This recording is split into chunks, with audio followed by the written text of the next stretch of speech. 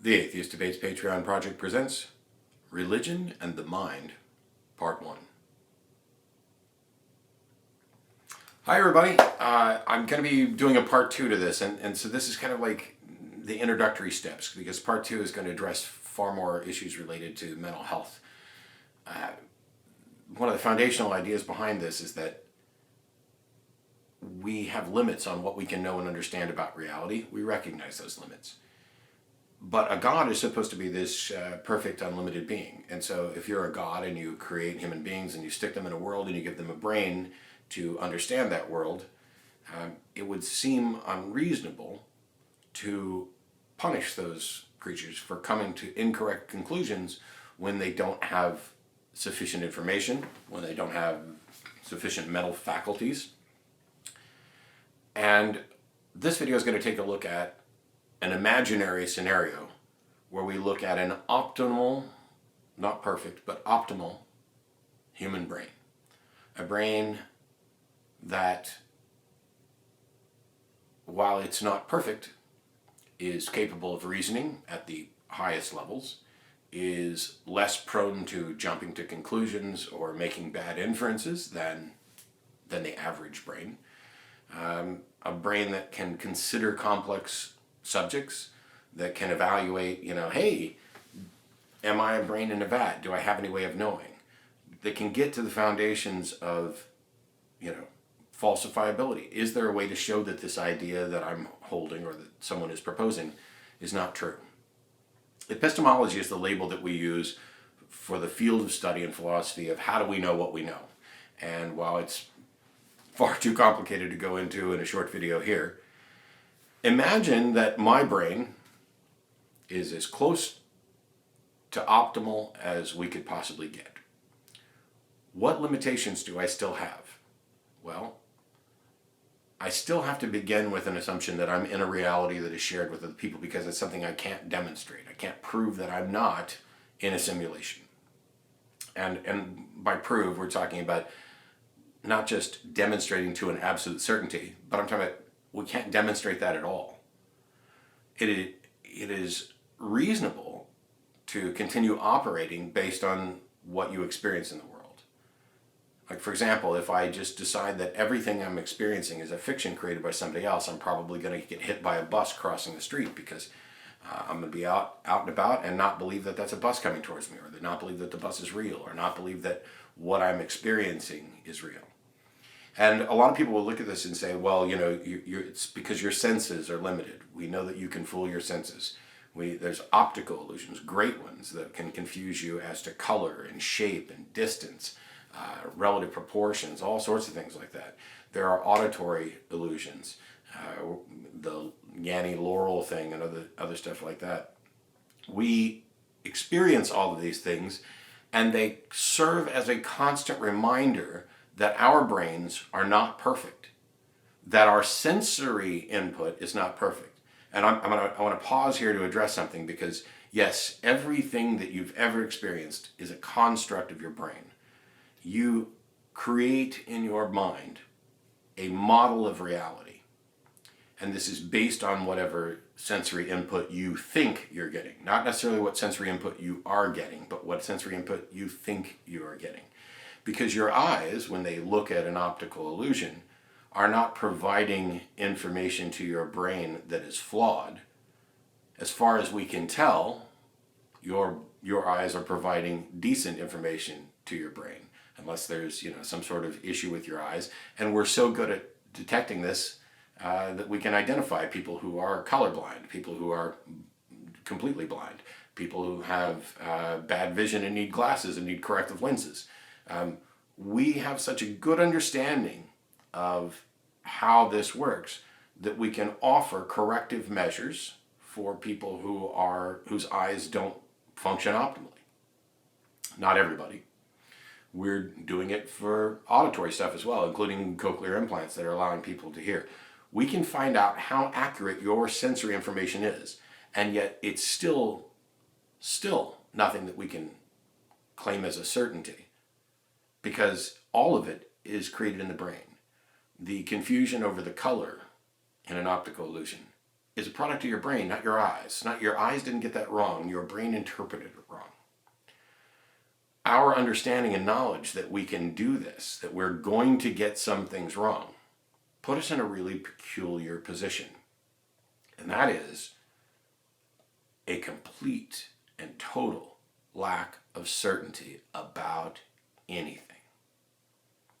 And that means that our confidence in things needs to have some way of being tested. Now, while I can't prove that I'm not the only living human being on the planet, if I work under the operating assumption that I share a reality with other people, then it seems to me that the first step is, hey, did you see what I saw? Or did you see what I think I saw? Or do you think you see what I thought I saw? Independent confirmation from somebody else. That's how we determine, if I look at that and say, what color is it, what color is it, what color is it, to thousands of people, and we start getting consistent answers, reality essentially becomes defined by almost a majority perception. But we know that we can't be perfect thinkers, and we know that our understanding and model of reality is flawed. It provides some incredibly fun, interesting, and educational thought experiments within philosophy. Mary in the when we're talking about qualia and Mary in the color room and things like that, where she supposedly knows everything about red, the brain in the vat sort of things, the new evil demon sort of things, where how do you know that you're not being fed a reality by someone trying to trick you? But if we took a brain that was functioning as optimally as possible, it would still be prevented from confirming currently anything supernatural, or that there is anything supernatural, and more specifically, a God, and because a God falls into that. And yet, there are people who believe that there's a God who created us, who put us in reality, who gave us a brain to figure reality out, gave us consistent experiments. Wow, I'm adding extra plurals onto everything. Talk about a brain that's not functioning optimally today. Gave us this information, gave us access to this information, gave us the tool to process the information, gave us other people with which we can work to figure out how accurate our understanding of this information is, and then would punish us for not coming to the right conclusion about something that they are intentionally hiding. And I say intentionally hiding because the God proposition is that there's a perfect mind.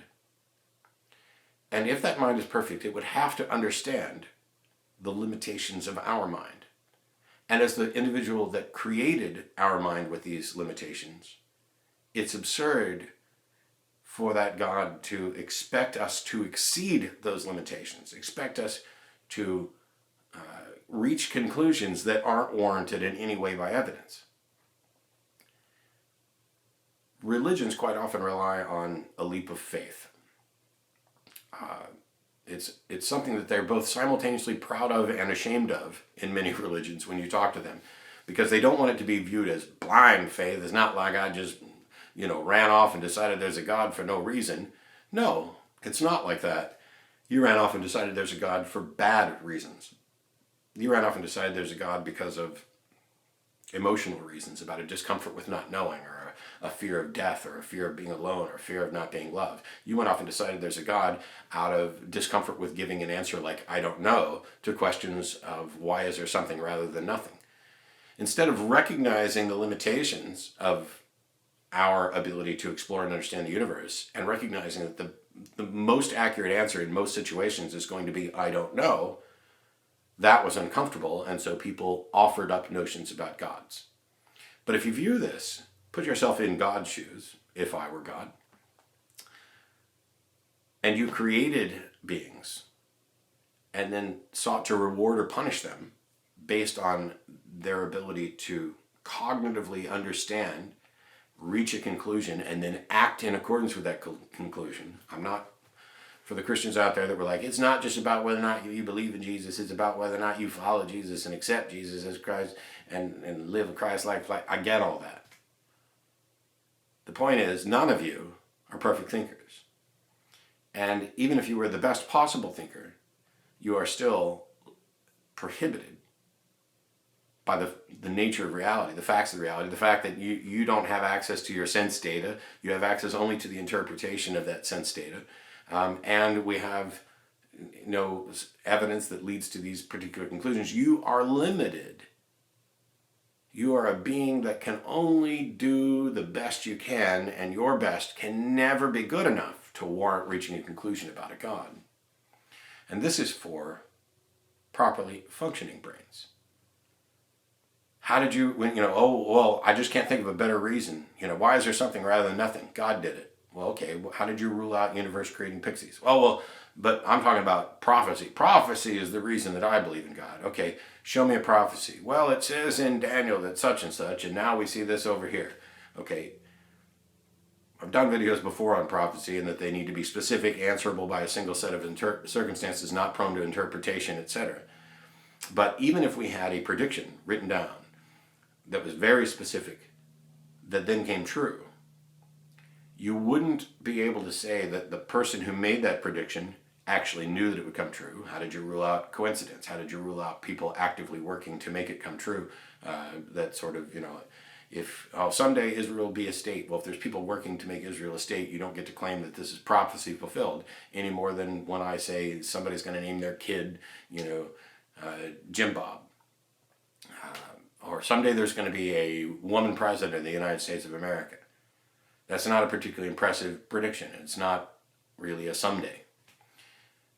It's not specific when you say someday. Those limitations in our mind put us in a position where there's no model of God that is reasonable and consistent with our reasoning, other than we don't know. Now, as we run around and try to make sense of the world, we have certain methods that we use for this. The collection of evidence, independent confirmation that I talked about earlier. And within the scientific fields, that's essentially peer review. I did this experiment, I got this result, here's all my data and everything else. Would one of you guys see if you get the same result? Yep, I did it, I got the same result. Hey, hang on, I did it over here and I didn't get the same result. Now we're going to investigate to see which one of us made a mistake, or if maybe the universe doesn't operate as regularly as we assumed that it did when we began the experiment. Maybe there's some randomness involved. Maybe there's something else going on that we don't know about. This is the world that we find ourselves in, even if we have a properly, optimally functioning human mind. There are things that were once beyond our ken, which we understand now. There are things that are currently beyond our ability to understand, which we may understand in the future. There may be things we never understand.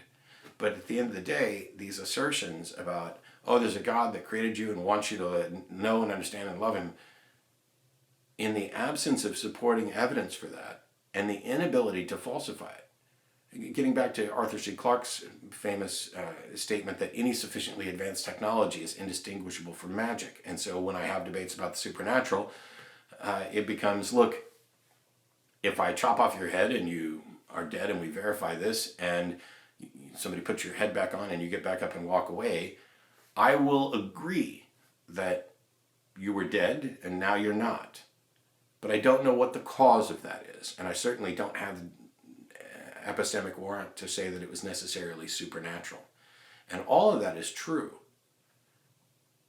even with the most optimally functioning brains. Even with someone who's got, optimal vision and hearing and whose brain is uncluttered with emotion or bias, just as close to a computer as you could get.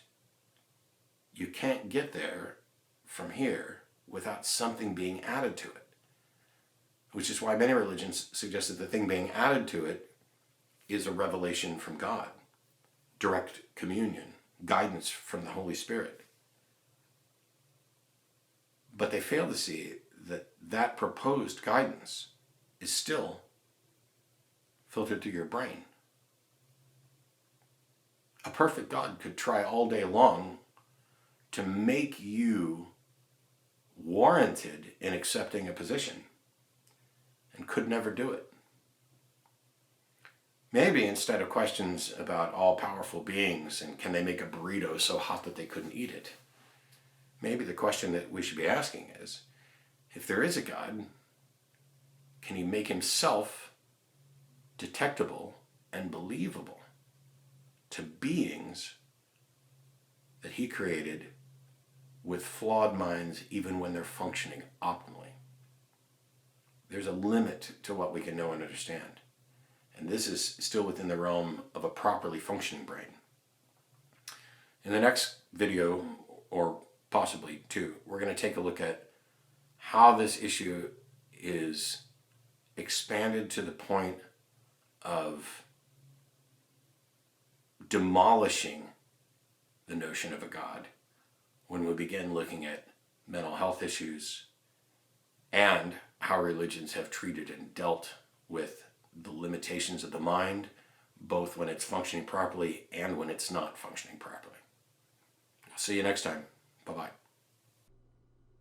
This video is made possible by supporters of the Atheist Debates Patreon project. You can find more information and add your support at patreon.com/atheistdebates.